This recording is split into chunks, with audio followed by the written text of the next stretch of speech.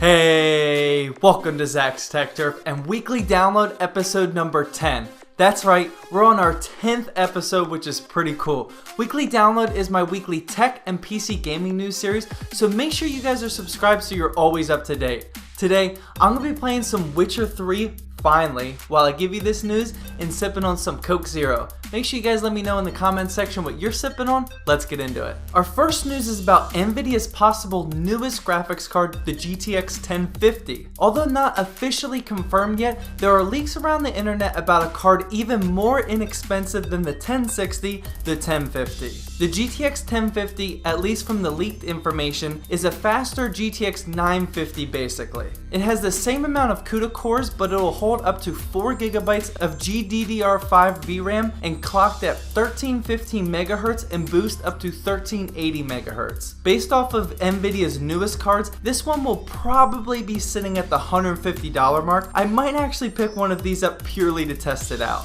In last week's episode, I talked about the Note 7 release and how it was the greatest thing ever and how I bought one, but this week we have some terrible news. Apparently about 1 in every 40,000 Note 7s sold have a serious battery issue, which is causing the phones to set fire. Samsung is doing their best to mitigate the issue by recalling every Note 7 sold so that customers can either trade in for a newer one later or refund their phone for free. Different phone carriers are doing things slightly different, so make sure you know what your carrier is doing if this affects you. I'm personally not a whole lot worried about it because the chances are pretty low, but I'll definitely swap this out for a new Note 7 once that option is available at Best Buy. On Friday, HDMI licensing came out with a new cable standard that is a USB Type-C to HDMI without an adapter. This supports the full range of HDMI 1.4b features, which include 4K resolution, 3D video, Ethernet over HDMI, and several others. Before this new standard, adapters were needed to play your USB Type-C phone to an HDMI TV, for example. As USB Type-C gains more and more traction with popularity, we will start to see different things develop for it, such as this. Razer laptops,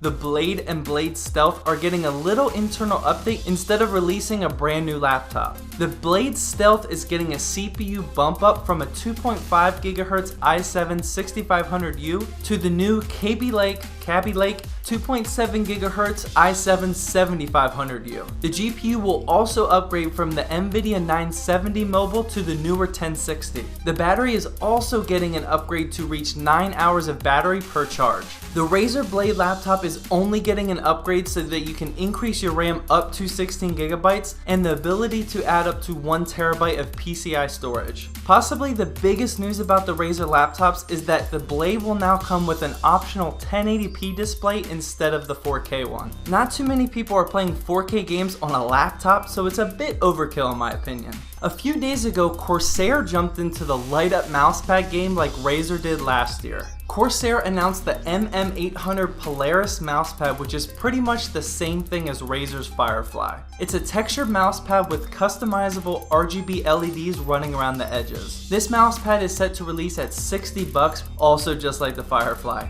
You guys have to let me know what you think of this. Is an RGB mousepad over the top, or will it be a perfect accent to your PC gaming setup? Let me know in the comments section.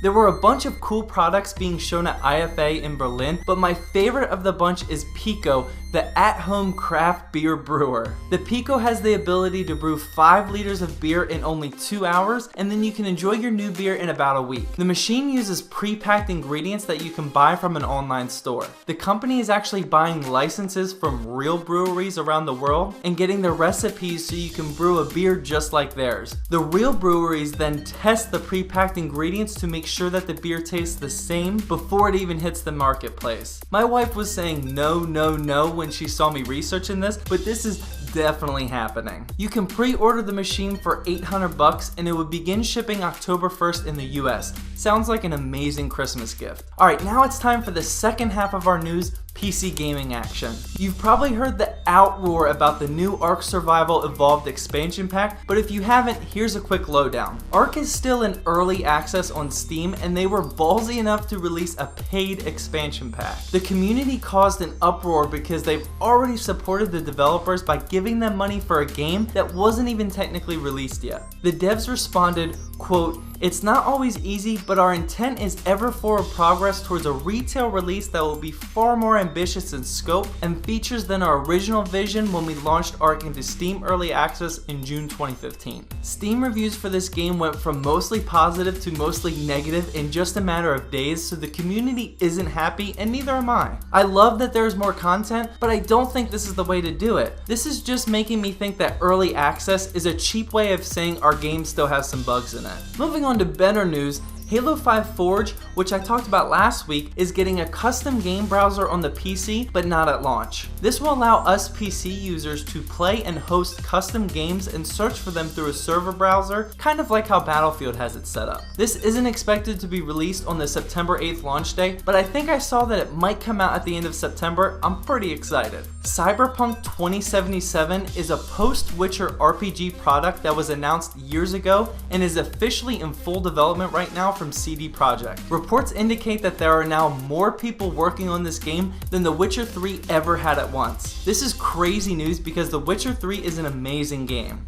Well, that's what I heard anyway. As you can tell from this gameplay, I'm only a couple of hours in, but it's great so far. There wasn't any other information about Cyberpunk 2077, just that we can all imply that it will be amazing. Finally, Titanfall 2 has some news this week because it was announced that it will not be participating in Origin Access or its EA Access on consoles. This means that buyers will not be able to try the game early, nor will they be able to test out a sample for free. The public seemed to not like some of the news about this game that was released last week with the new gameplays, so they might be doing this for a reason. Maybe Titanfall 2 will suck, I don't know, let me know what you guys think. Real quickly before ending this video, let me introduce the sponsor of this video, Technic Share, which is a company of social media experts. For the past few months, they have helped my social media grow so much and they can help you too. Their info is down in the description. Well, that wraps up our 10th episode of Weekly Download. After 10 episodes, I'm pretty happy where this series is going.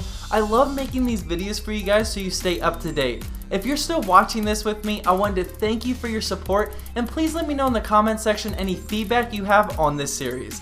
Well, I hope you guys enjoyed this video. Please drop a like down below to help support my channel, and as always, thank you for watching, and please subscribe for more Zach's Tech Turf videos.